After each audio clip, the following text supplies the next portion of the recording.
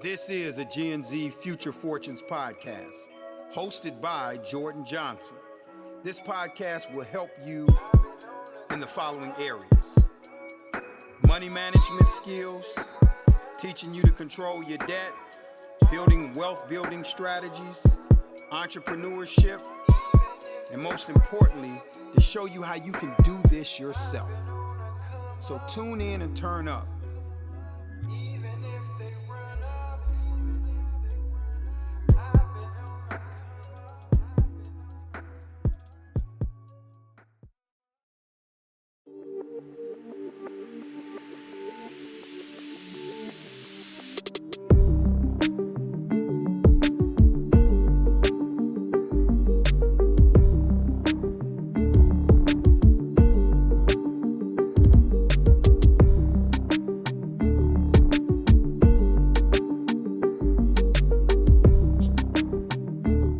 Welcome back to another episode of the Gen Z Future Fortunes podcast. Today I have Cartwright here with me. I'm going to let him introduce himself, let the people know a little about himself, what he's about.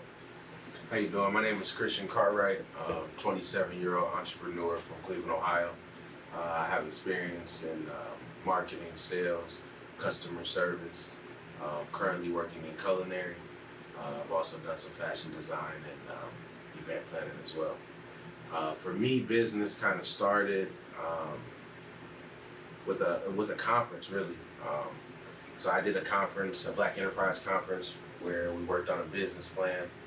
I believe I was 11 years old, and a group of us came up with the lemonade stand idea. We had to break down all the different components, and at that moment, I kind of understood that I loved business. Both my parents were in business, so it almost was a perfect fit. And then at the age of 13, I entered a business competition, won first place with a business called Sea Time, which was a Christian transforming, inspiring, and motivating everybody. It was a silicone wristband company where I would do business to business and sell to individuals as well. So that's how everything kind of started. What would you attribute because obviously you had a sharp business mind at a young age. You mentioned that you won a contest at 13. You started your first business at, you said 11? 13, yeah. What would you say you attribute your sharp business mind most to? Like, what contributed most to that? I would say my parents. I think educating your kids or getting them equipped to business at an early age is important, critical actually. You're never too young to know how to start a business. You're never too young to actually start a business. And I mean, I'm more likely to want to buy from someone younger than someone older, just for that simple fact. So it's very important. I feel like people should work with their kids at a young age about business, talk about business. Don't just do the fun side. Let them see how hard it is. Let them understand that there's numbers you got to do, that there's responsibilities, and walk them through it and help them through it. But I think being introduced to business at a young age definitely was a huge impact and definitely helps me now. I definitely agree with you. You saying that you're never too young to understand business. We're definitely in the age of young entrepreneurs right now. You see young people starting businesses left and right. I know a lot of people my age, even younger than me, that have businesses like 16, 17, starting like girls. I know a lot of girls that have eyelash businesses. They do nails, sell clothes. I know a lot of people with clothing lines my age. Me personally, I make and sell candles. So like I say, we're definitely in the age of young entrepreneurs. So I definitely feel like business is good. I feel like it's better to get into business when you're younger too. You don't want to wait till you're too old. Yeah. I mean, even if things don't work out in business, it's more about learning and growing and making connections. Because you can start a business and my Sea Time business, I think I did it for 2 or 3 years, and then grew to a new focus. So it's not something that you don't have to marry your business. If things aren't working out, you can start a new venture. You can change the venture that you're doing. You can transform your idea. So it's like business is a thing that you kind of just got to grow with and continue to just put time in. And the earlier you learn it, the more skills you'll have later. So I think this is critical. No, most definitely. How did your Sea Time business come about at 13? So like I said, I entered a business plan competition. Was trying to come up with what would work, and at the time Live Strong, they had yellow wristbands, and it was like the thing at the time. And I went to a school where it was heavily wealthy individuals, so that was like the fad and the thing for them at that moment. But it hadn't reached maybe our culture as much. So I feel like once I started that, I was one of the only people that had that like opportunity or resource, which it was just something you could look up online, but it was something that I used to create inspirational quotes, and I put that on the wristbands, but then I'd also go to different businesses and give them an opportunity to use that as marketing material. So I think it was great for me, and I was doing business to business before I even knew what business to business was, so it was, I think, critical for me. So. Can you explain what business to business is? Because I don't even know what that means. Business to business is when you are a business and your main customer is other businesses, so you're selling to businesses. When the traditional business we think about, you have a customer that comes in who's maybe a consumer or benefiting from your product or service. But when you're business to business, it's an actual company that you're working with. And can you speak about a few of the business ventures that you're currently involved in, like as of today? So right now I have my own clothing company. It's called G-Rated. We specialize in custom polos. I have one on now. Oh, that's your brand? Mm-hmm. Yes. And then I also, thank you, appreciate that. I'm also trying to branch into more accessories. So right now we have colognes, this pouch as well, the hanging pouch. We're working on some different leather products. So I'm working on my drop shipping website right now. So I always have products on my website there. And then my main focus at the moment is I'm currently in Culinary School, and I have a restaurant idea that I'm preparing and working on. So that's my main focus and what I think about every day. So. Being that this podcast is primarily geared towards or focused on people like around my age, I'm 18, being that that's the case, what would you tell viewers about like finding your passions and finding what you like to do? Like, how did you find what you actually like to do in life? I'll let you elaborate on that. One, I would say try things. The more things you try, the more you'll know. Like if you don't try something, you really won't know if you'll like it. Or some things look really easy to do, and then you try it, and you're like, "There's no way I'm doing this for the rest of my life." So it's like just trying things and experiencing things. One thing that I feel like my generation, and I know your generation as well, have a problem with, is people never want to do things for free. But some people don't understand, like, experience is worth way more than someone paying you 10, 11, 12, 13, 15, $20 an hour, because if you can gain that experience and you have that knowledge, nobody can take that away from you. That little money is going to get spent, that's going to be gone. Gaining experience and having that knowledge is so valuable, and I feel like we lack education so much, not necessarily schooling, but if you have something that you're passionate about, get some education behind it. You don't necessarily have to go to school, but do some research. We go into businesses so uneducated and with a lack of customer service and things like that. If we start educating ourselves, if you start working on your business that way, I think that could be major. But to touch on how you find your passion, just try things. Do what you love. Not everybody can work hard on something that they're not interested in. I think that's my worst quality. Like if I'm not interested, it is something that I would not do.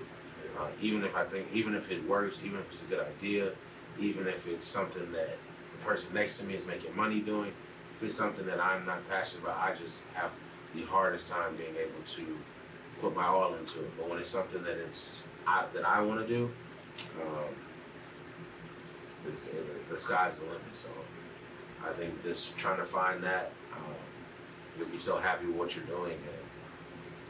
And in life, you got to do stuff it's not about just making money this year. You can't just do something to make money now. You got to do something that's going to make money for a lifetime and that you're also going to be happy with and that you can provide for. So you just got to put all those into perspective.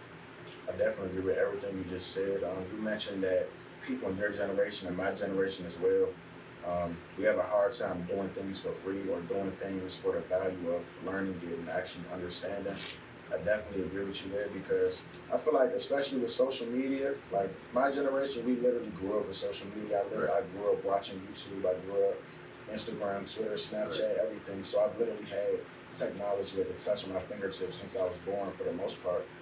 But I feel like that being the case, we seek instant gratification a lot. Yeah. So I feel like that's what plays into it. I feel like people in our generations are very impatient. And I feel like that's what contributes to us not wanting to do things for free. We just want overnight success. We want to do something for a few minutes and make $100,000, but that's not how life works. And that's what I'm learning right now. Yeah, it's bad because the thing is, right now, people are making money the quickest and easiest ways they ever have, which is good and bad. It's happy that people are able to capitalize on certain opportunities, but then it's allowing people to think that that's the way to getting things done, you know, or like, for example, everyone might not know, but the younger generation will know who Blueface is. He didn't want to be a rapper, he just made a song and blew up. And now other rappers are trying to do what he did as if that's the like template to how to make it. He did dumb things, he made a song, it blew up. But in actuality, that's not what you need to do to become a successful music artist. Not picking on him in particular, but he's mentioned that he never wanted to do this, he never had a passion for this, like it just happened. And then I've heard people mention certain things that he did and how they want to work on their music career, but that's not, you can't follow someone who didn't, it was luck, like that's a lucky situation, it's a blessed situation, but like don't follow a lucky situation, follow someone who put in the time, who put in the effort, who worked for, you know what I'm saying, that's more realistic, because if you're going on that way and you're putting in the due diligence, if something happens and you blow up, you were ready for it, you were prepared for that, you know. That's why a lot of one-hit wonders are there for a second, because they weren't even prepared to even be in that moment, you know. It just happens sometimes, and that's why things wash by. But definitely getting experience is huge. Like in college, I had 3 unpaid internships at the same time. I didn't need to get paid. I'm in college. I'm just working. I'm learning as much as I can. But then when I'm 20 years old, I had the strongest resume. Like anywhere, I'm getting calls everywhere I put an application in. I was a manager of a hotel at 20 years old. I got my first manager position at 19. So it's like, those experiences were what got me through. And then I was inside the hospitality industry for some years. And it's like, just get experiences, learn things, grow, get experiences in different places, internship, like shadow people. If someone's doing something that you like, contact them, reach out, see if you can follow them in their, like one day in their line of work, you know. That's the only way you'll really understand if it's something you want to do, if it's something you're passionate about, if it's something that you can be successful in.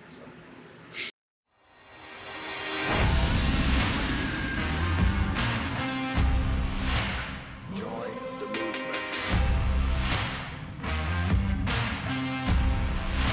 Engage, empower,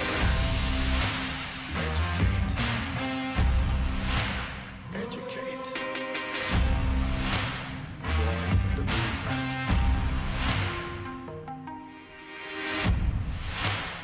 Equity Movement 247.com.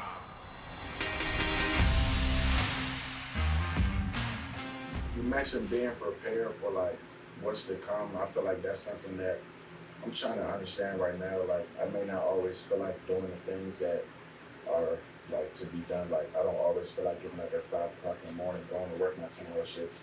But I feel as though that's something that I need to do right now to prepare me for what I aspire to have in the future. Like you said, preparation is everything. I feel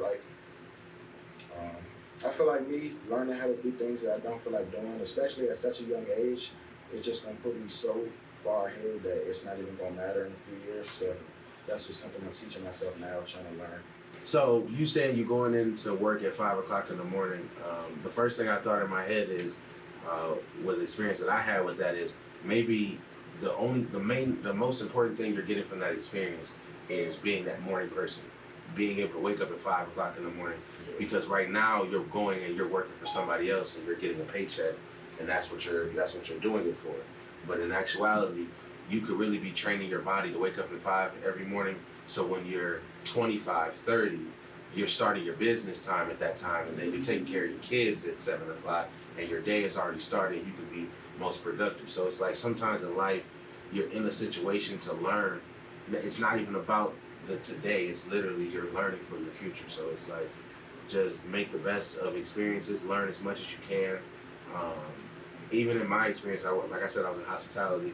I was a food and beverage and banquet manager, overseeing the front of the house, which was a restaurant, 10 banquet rooms, and a bar as well. So I'm overseeing all of this, but while I was there, I could have took more time focusing on in the kitchen. I could have asked more questions. I could have learned a little bit more. I could have jumped in and helped a couple more times. And right now, that experience would have been more beneficial for what I'm doing now. However, everything that I've learned also is why I'm even pursuing what I'm doing now. So it's like I got some out of it, but I noticed like right now, there were opportunities that I didn't know I needed that experience, and instead of just actively searching for it or actively offering to get that extra experience, to do the extra help, to learn as much as I possibly could, sometimes I would do just what I was required to do, which isn't necessarily wrong, but in life, the more experience you have, the better you are. So it's like, that's what I would recommend. I can definitely attest to everything you just said. I recently be trying to, I mean, like you said, with me getting up at 5 o'clock, it's preparing me for stuff down the road. I definitely feel like it's making me more disciplined. I wouldn't say I was a morning person, but I actually understand the value of waking up early because before I started working here, before I started working at Amazon now, I was still living in Maryland working for my mom's cleaning company. She had a residential cleaning company. And when I was working with her, I wouldn't wake up as early. Part of that was my brother. I have a twin brother, and he is not a morning person at all. But like, he would lay in the bed till 2 o'clock if you let him.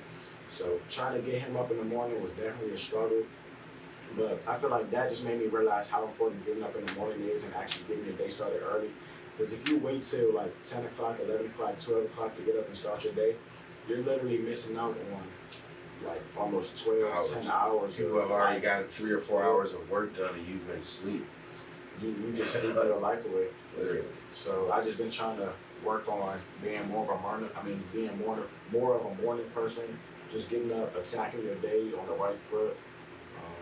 I feel like that's a good way to approach life because, like I said, if you just lay in the bed all day, if you sleep all day, you're really letting life pass you by at that point. So I've just been trying to be more disciplined with getting up in the morning. I like to start my day with working out, or if not working out, definitely praying, talking to God. I got a devotional journal that I write in every day. So I feel like that's something that helps me stay grounded and stay disciplined, and it's definitely contributing to the life that I'm pursuing. So that's definitely good for you. Yeah, for sure. Did you go to college? You graduated college? So I went to college. I went to the University of Dade for 3 years, and then I moved home. I didn't finish college, and then right now I'm getting a diploma in culinary from the ICASI Culinary Institute of Science and Arts.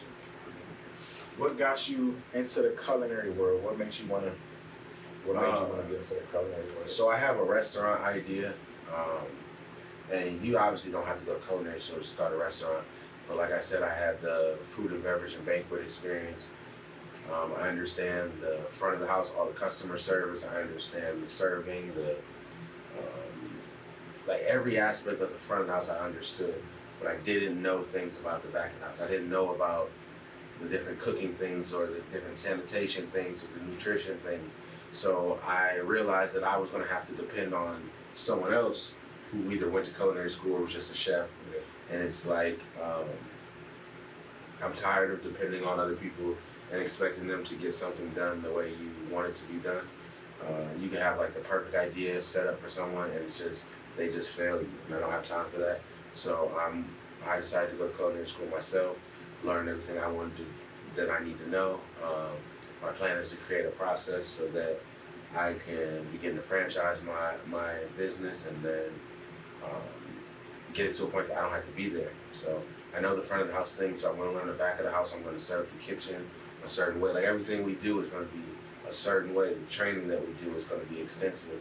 The marketing, everything that we do is going to be a certain way, and it's going to be done the same way at every restaurant I have because I, that's just the key. You gotta keep that uniformity. Yeah, and it's that's why I'm just right now. I'm just learning. I'm trying to get as much as I can from everything, from every angle. And they're like, I went to culinary school the first day. My restaurant is on my mind every day when I'm there.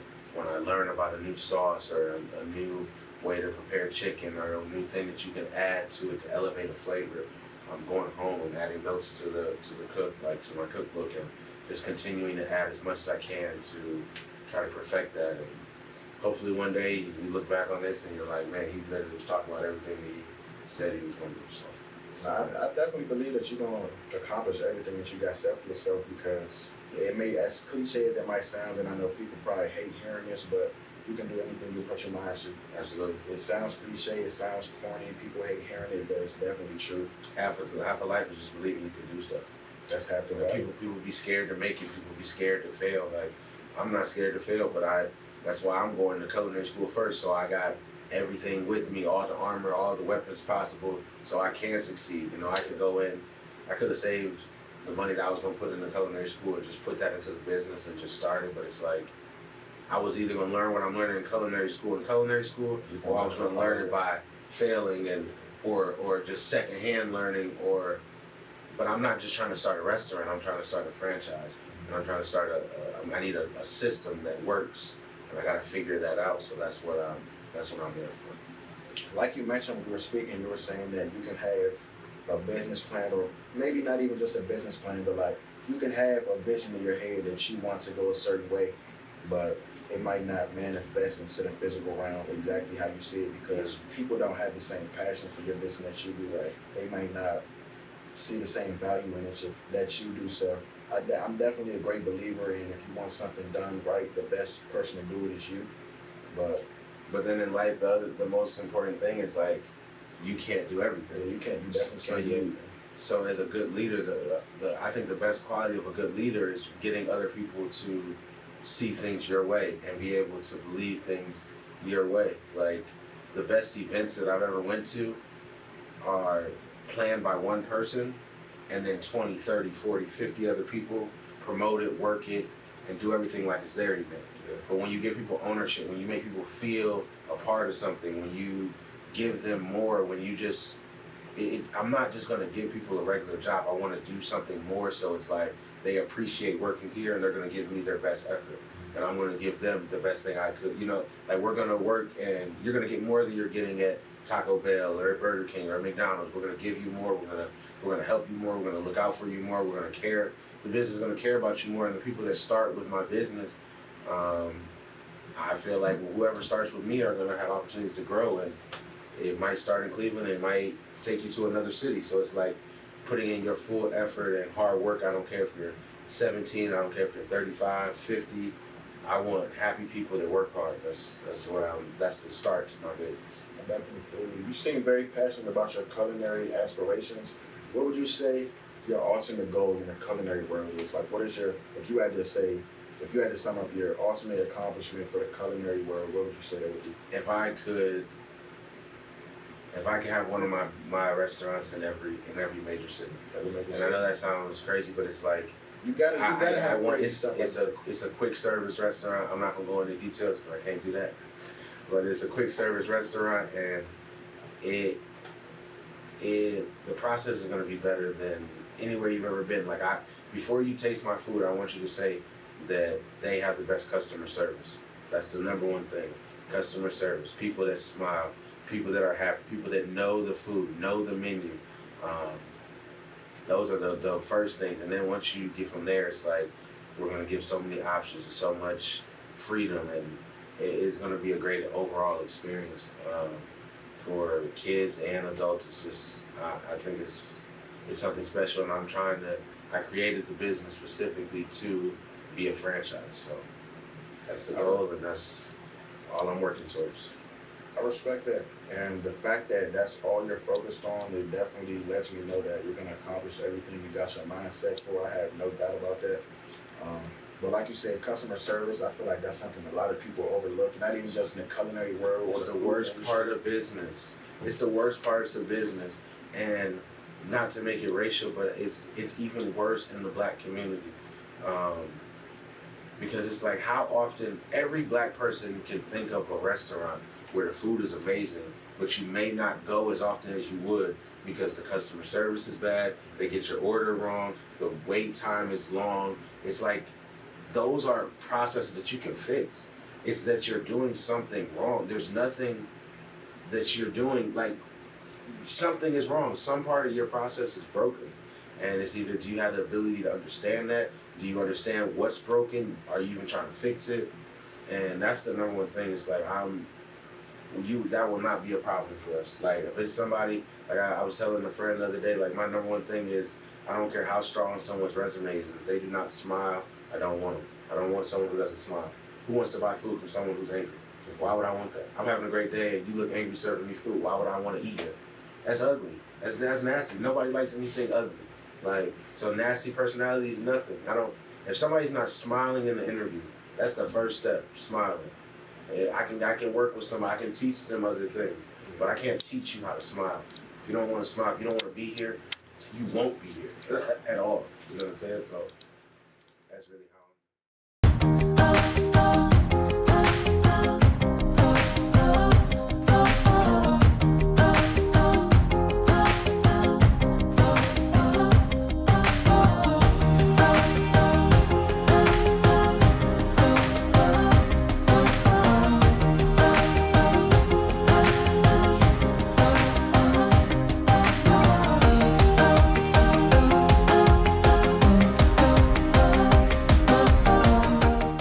We hope you enjoyed this podcast. This was produced by Equity Movement 247 to reach this incredible group of young individuals. Guess what, Gen Z? You're up next. So follow us at Gen Z Future Fortunes at Instagram, Facebook, LinkedIn, and Twitter. We want to hear from you.